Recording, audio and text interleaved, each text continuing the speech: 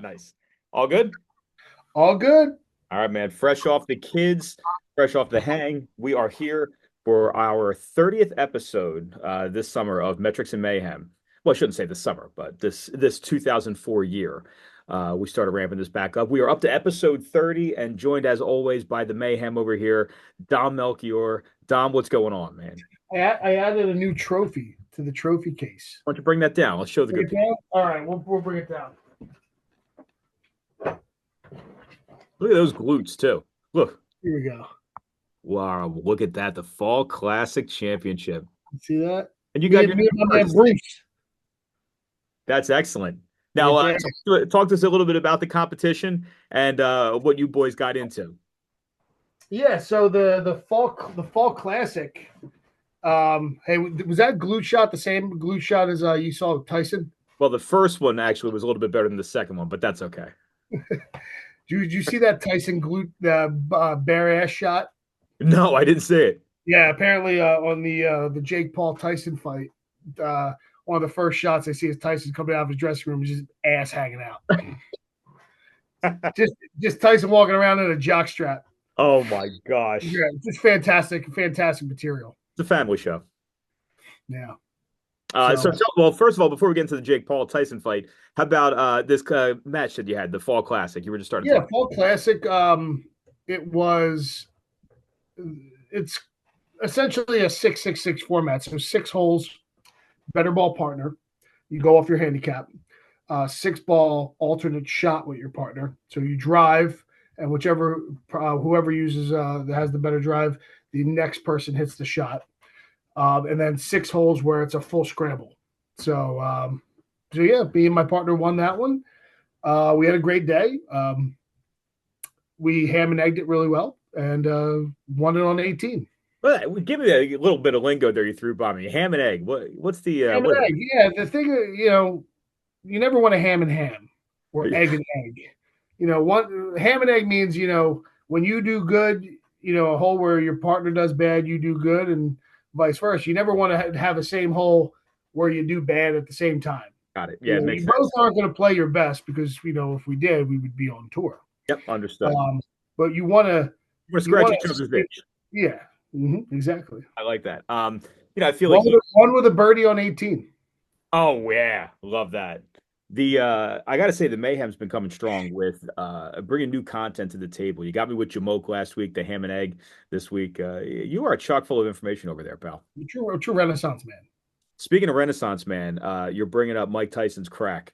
And, why don't we talk about the Jake Paul Tyson fight for a little bit? Sure. I'd like to start first by talking about Netflix as the host for an event like that. What did you think about how Netflix put their production team together and just the overall production versus maybe heavyweight fights that we would have watched when we were kids? Well, I got to say, one, the idea of it is good because this is the way that people consume content now. They stream. Gone are the days of pay-per-view, in my opinion. And as it should be, as things start to evolve, you need to evolve with those times and new technologies and new ways of consuming content. It was appropriate that Netflix now does this streaming. I don't know how you monetize that the way it used to be because obviously the pay-per-view was strictly based on how many people bought the pay-per-view and then it was divvied up. I don't know how profitable these become outside of the advertising that you can now bring in for your own profits. And the gate is now probably the way that these fighters make their money. So you see them in 70,000 seat stadiums rather than a ballroom at Trump Plaza, right, which held 4,000 people. You made most of your money based on the pay-per-view. Now, I think the gate is now probably where these guys will make a majority of their money. So you see these big stadiums now start to sell out. Okay. Did you like how loose the broadcast was? Did you like how? Yeah, I mean, I think that with the what's the word I'm looking for? The FCC doesn't get involved. Unfiltered. the unfilteredness part of it, and the fact that you don't have to follow strict guidelines with how you broadcast and how you speak, I think it just adds another element to it, which would bring in new fans. Um, you know, The, yeah, yeah, just your non-traditionalists will come in and they'll watch it for the pageantry of it yes. rather than the actual sport, which is where your traditionalists would watch for the sport, and you would want to consume that content in a way where you can relate to it. Well, Um, when's the last time you've watched a heavyweight fight? Probably the McGregor Mayweather fight. Yeah, That was probably the last time I watched a boxing match. right. And before that, it was probably Mayweather Pacquiao. Oh, okay. But a Yeah. heavyweight fight, Like, that's the thing. I feel like when we were younger, the heavyweight division is what drove boxing. I You think know, it still does. oh, you still think it does? Yeah, I think boxing is only good is as good as its heavyweights and how showman like their heavyweights are. Yeah. That's I think interesting. the person that killed boxing was probably Lennox Lewis because he was probably the most dominant heavyweight of his time, but he was a stiff of a human being. Mm. There was nothing that moved the needle about Lennox Lewis, and also he was British. So an American heavyweight that can move the needle would bring boxing back. And do you think Jake Paul is that guy? Oh God, no, he's a sideshow. Yeah. He's Barnum and Bailey, Right. but there's a market for that. Yeah, You know, absolutely. A you know, 70,000 seat market. yeah, and people like criticize Jake Paul for not being a boxer. I don't think he's trying to be. He's using boxing to create a sideshow. He's WWE. He's Barnum and Bailey. He's, you know, Ripley's Believe It or Not. Like that's what he is, and he's not shying away from it. But there's a market for it, and Right. who's to say that somebody can't create a market and it's entertainment? Oh, He's not. trailblazer. Absolutely. Yeah, he's an entertainer. He's an Yep. entertainment, and entertainment comes in all shapes and sizes. I think we agree with the actual fight, though. Maybe like a round and a half into this. I think Jake Paul realized this was a bad idea. Yeah. If this was a legitimate fight, now there's rumblings that it was obviously staged, Mm. and that Jake Paul, was scripted, and they knew what they were going to do. If that's the case, then hey, listen, if you can get away with it and make a bunch of money and there's no penalties, more power to you. Yes. Um, if it was a real fight and this was Tyson showing his age and Tyson just not being that guy anymore, Mm. then yeah, I think Jake probably realized this is a terrible idea. I could really hurt this old man. Yeah. Um, and it makes sense the way the fight played out, if that's the case. Yep. But the only two people on the planet that will ever know that is him and Tyson. Yeah, right, without a doubt. The Yeah. In my opinion, now I didn't see much of the undercards before the main event, but I did see that the ladies fight right before the main card. I thought that was entertaining, man. Those Unbelievable, man. right, that was an unbelievable fight. That girl's eye, Serrano, right? Her Yeah, get cash in her eye. Oh my gosh, man. It was incredible. But she was a warrior. I think she got robbed in that fight myself. me too. But yeah, very. I forget. I was on Facebook and I saw somebody had a mention. It was somebody posted something about Netflix, and I had no idea the fight was even on Netflix. So I'm like, all right, so go pop all, turn it on, and I was in the middle of that fight, and then boom, instantly hooked. And on Facebook too, Dom. I'm sure the marketing and the microphones hearing me. Any Mike Tyson reel, I'm sucked in for about an hour.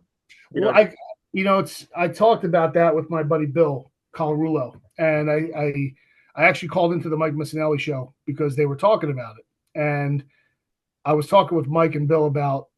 I think the reason why we watch Mike Tyson's is the exact same reason why we watch Tiger Woods when he tries to play golf tournaments. Like none of us have this expectation that we're watching the guy we used to know. But there's a nostalgia part of it that makes us go, I just kind of want to see my guy. I want to see my guy keep doing it. It's probably the same thing when like the baby boomers watched Jack Nicklaus. Everybody knew Jack Nicklaus wasn't going to win any tournaments, but they watched him because that was their guy. That's right. the guy they grew up with. And maybe Tiger will hit that one chip, or Yeah, maybe Mike will get that one left hook. like tell me, be honest with me. If Mark McGwire and Ken Griffey Jr. had a home run derby contest, would we not watch it? Oh my gosh. Right. We're popping corn. We're ready to go. Yeah.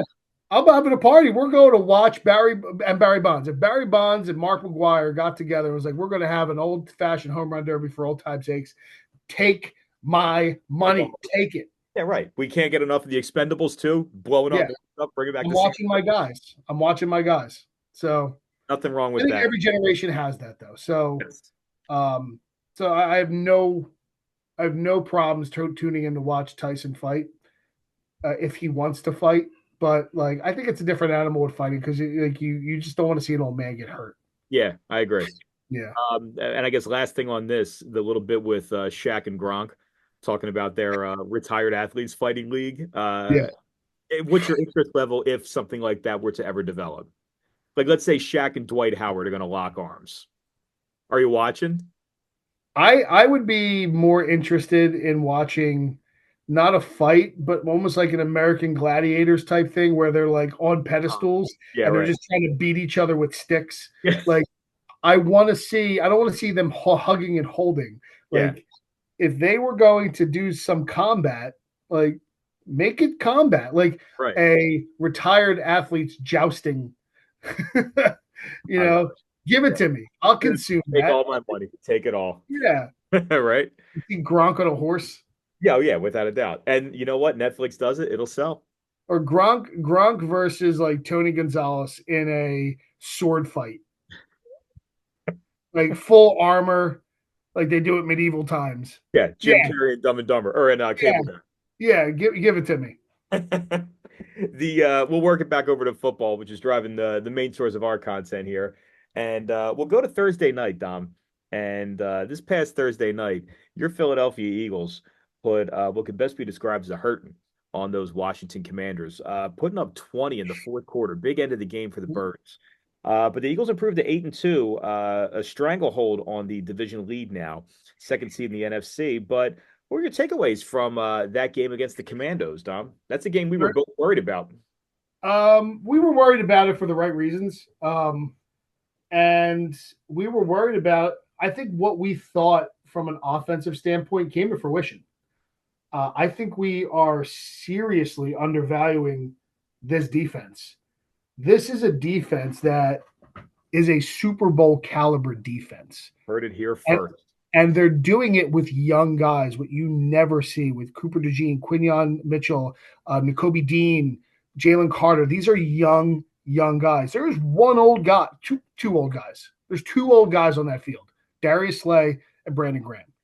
Yep. But everybody else is so young, and they're dominating. You don't see a defense this young dominate the way they're doing.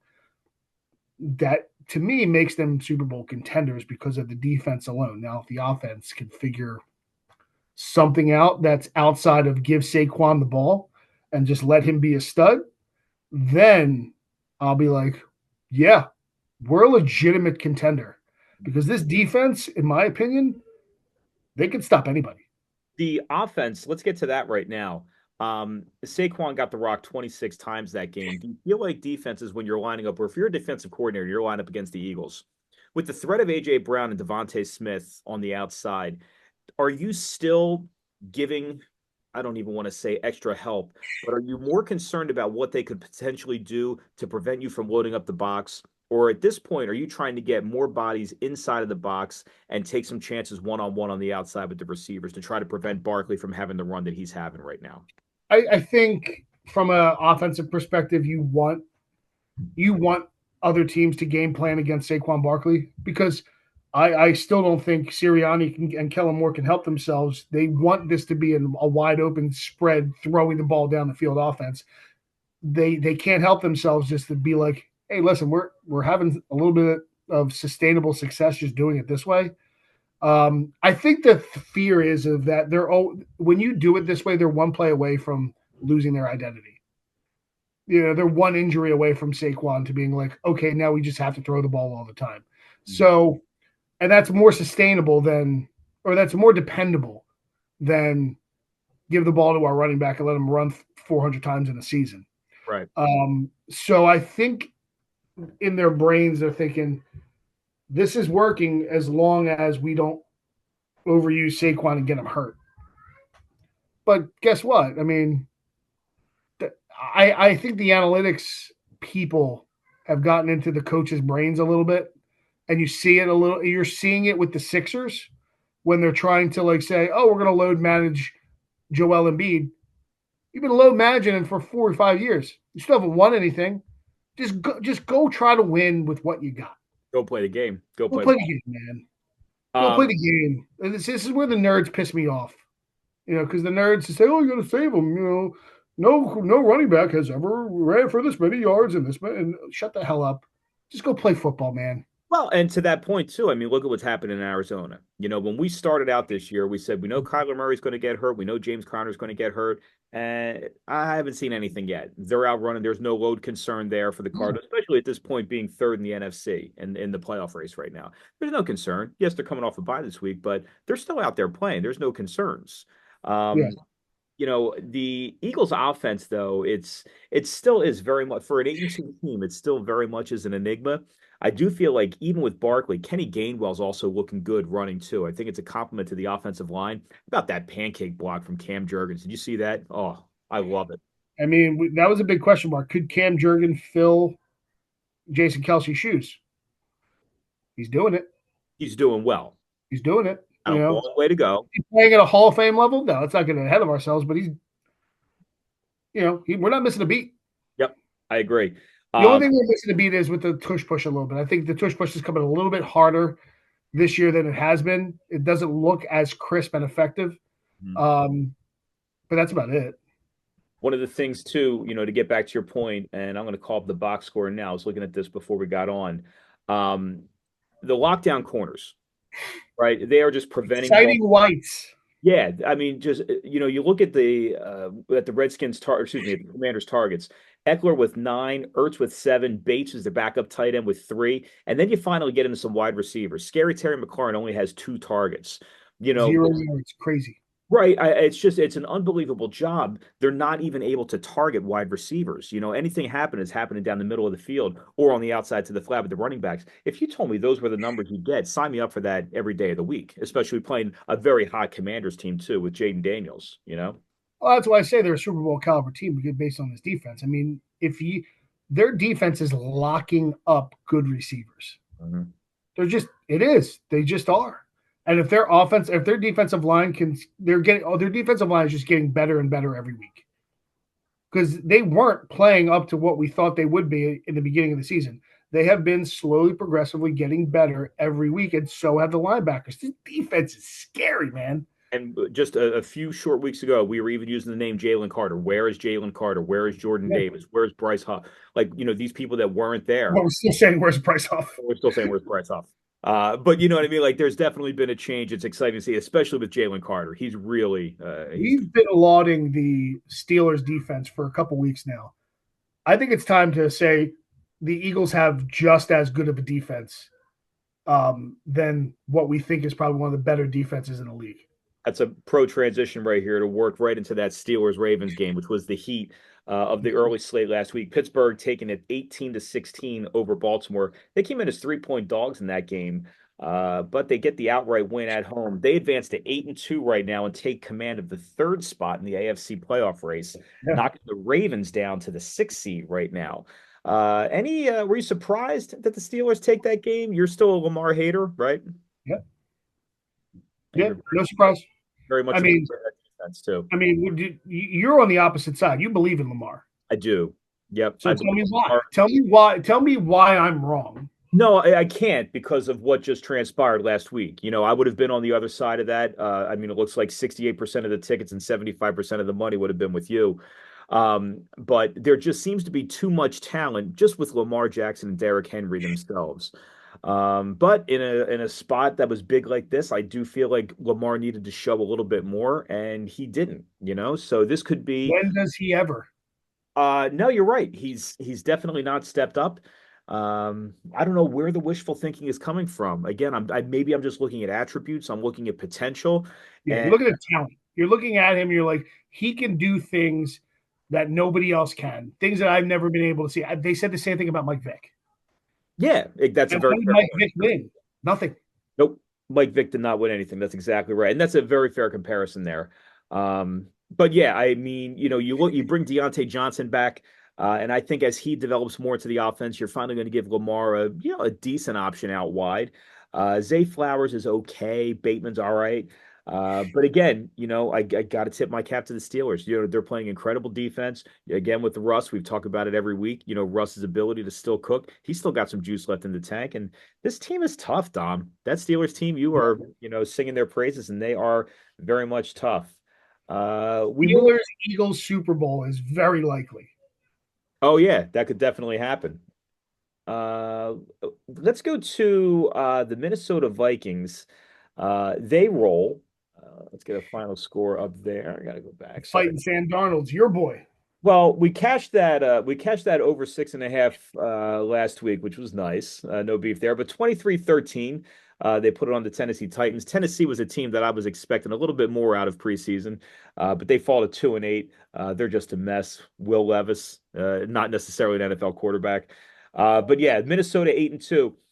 But have shown some signs of regressing a little bit. Definitely not putting the fear in me anyway that they were earlier on this year. So we agree there. Minnesota, nah. I mean, my stance is that you're only as good as your starting quarterback. And I've been pretty consistent with that. And there's a reason why Sam Darnold was never really taken seriously. Yeah, he's having a very nice year. He has a little bit more talent, a much better coach. And look, I give Sammy credit at 8-2, but that's an 8-2 team that's not necessarily scaring me at all. Like, people thought Sam Darnold was going to be Jared Goff. You go to a Yeah, new team, you have some success. At the end of the day, you're just limited by what your talent is. And I've never seen a pro talent develop for Sam Darnold. His attributes don't scream, I'm talented enough to be an NFL quarterback or an yeah, NFL winning starting quarterback. He can carve out a nice career as a backup. Sure, if he wants to be the next, Ryan Fitzpatrick, knock yourself out, bro. right. You know, he ain't gonna be a winning quarterback in the NFL. But guess what? There's only like 5 or 6 that ever will be. This was an incredible week too for public betting and public money too. As you brought up Jared Goff, so I figured I'd go to the line. Listen to Whew. these numbers, Dom. 81% of the tickets, 85% of the money. Everybody's all over the over. They get there themselves. Detroit on the money line, 97% of the tickets, 90% of the money. I mean, that's just a slam dunk for the fighting Dan Campbells, who just absolutely destroy the Dougie Peas. Um, Detroit's got a little bit of a 2022 Eagles vibe, don't they? Where they just come out and they pound you in the beginning, and then they say, "All right, now that we're up, try to score, knock yourself out. We'll but run out of time before you actually come back." they're still scoring though. That's the problem. Like they get up and they just keep putting it on. Dan Campbell with that meathead mentality. It's just 60 minutes of pain, man. Love Like it. Love it. More stop. coaches should do it. More coaches should do it. Yeah, I mean, I think there's like that sort of brotherhood where it's like, all right, we get up on you by this guy is just out for blood, man. And I think the team's responding to it as well. Yeah, Mm-hmm. there's a lot of confidence happening in the Motor City. A very deserved first seed right now in the NFC. Your Eagles are right behind them. Do you feel that close to Detroit? Yeah, I defensively, I think we're better. Okay. I think that the offense predicates what the defense does. Like, they just get up so much and then they go into it like, we know you're not going to need to run the ball anymore. So we're just going to sit back and, play Tee off. prevent defense and tee off on you. Yep. I mean, I think when you get a credible offense that plays against Detroit that won't allow you to get into that, we don't need to worry about one aspect of the football game mode, it becomes a different animal. But Yeah. again, we've been saying it for the last 11 weeks. They have an identity. If you stop them, good for you. But we're not changing. We're not changing who we are. We're not changing who we are. So if you're built to stop us, tip of the cap to you. We'll be back. I think they are a one-trick pony. The problem is that one trick is better than everybody else's trick. Yeah, it's really good. Yeah. And to your point too, if you beat us, tip of the cap, and we're coming back next week and we're doing the same thing regardless. So Yeah, regardless. Yeah. They're like Lamar Jackson in a way. Yeah, Like, okay. I see where you're going with Lamar that. Jackson's got one trick, just being athletic and being. If you can somehow contain it, you'll win. Yep. And if you can't, then best wishes to you. Yeah. One game where the Palaces did make a little bit of money back is on that 4 o'clock game, the Kansas City Chiefs at the Buffalo Bills. A lot of action on Kansas City's side. You heard all the stuff about Pat Mahomes as a dog, but it turns out Buffalo takes that game. And anything that you saw in that game that maybe makes you think, because I know you've been a little bit of a Buffalo hater, the Buffalo frauds. The win, does that do anything more for you for Josh Allen, or where do you stand?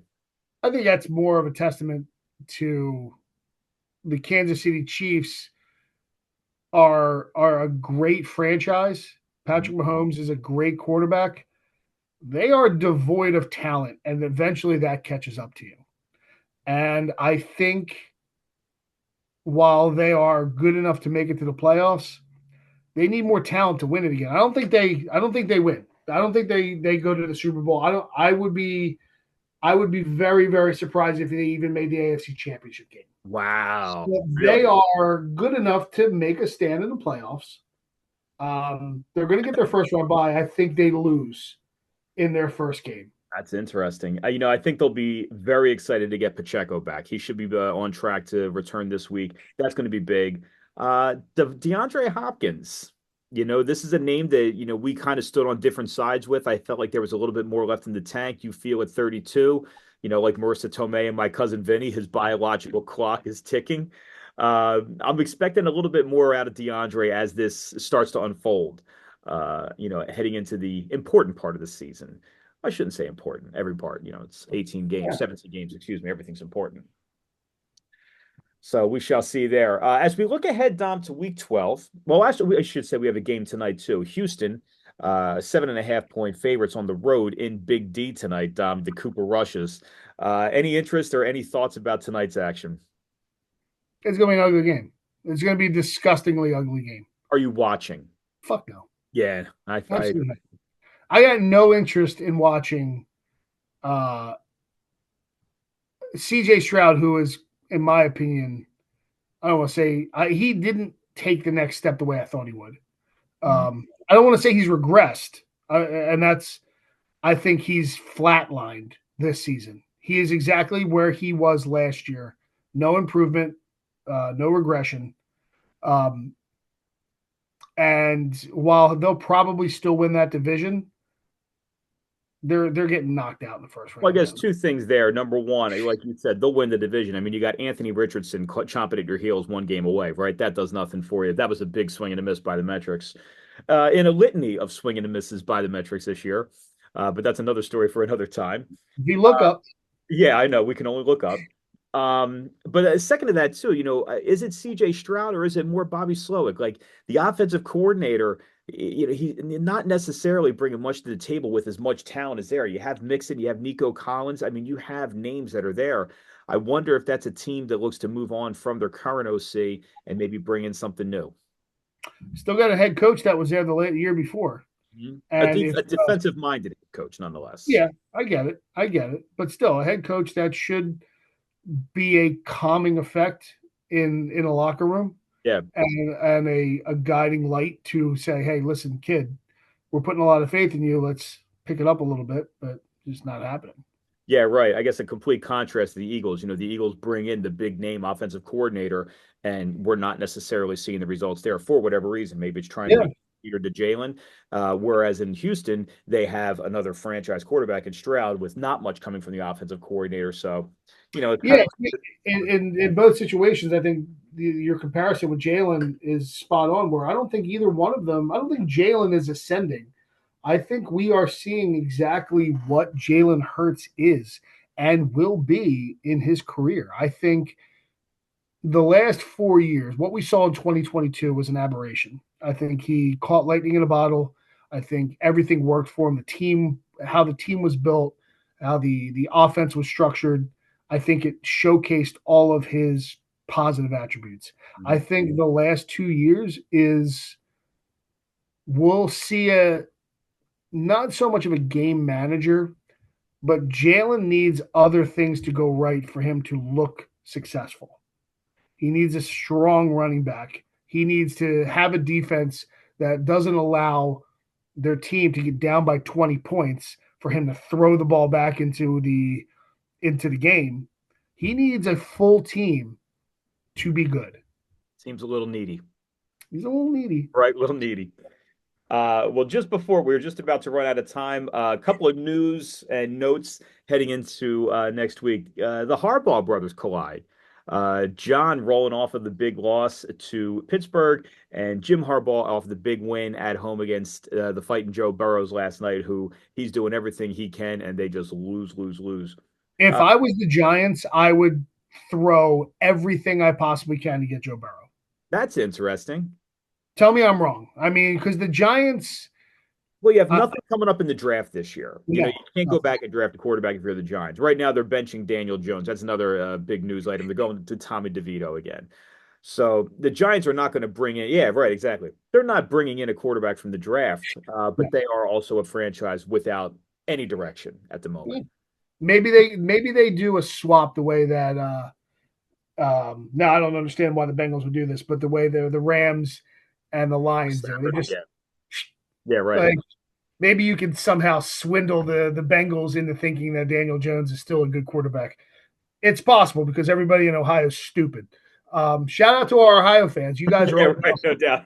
Thanks everybody for checking it out. Would you rather be the general manager of the Cowboys or the Giants?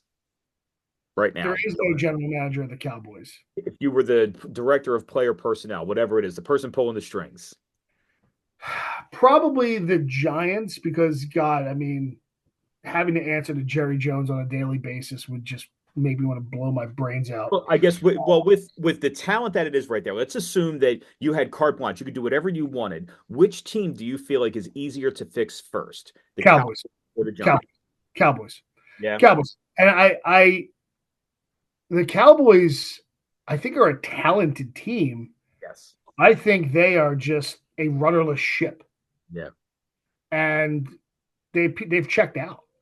If Dan Campbell was the head coach of the Cowboys, I think Dan Campbell would have that team 7-4. Where does Dion have him, Don? Hey, listen, man.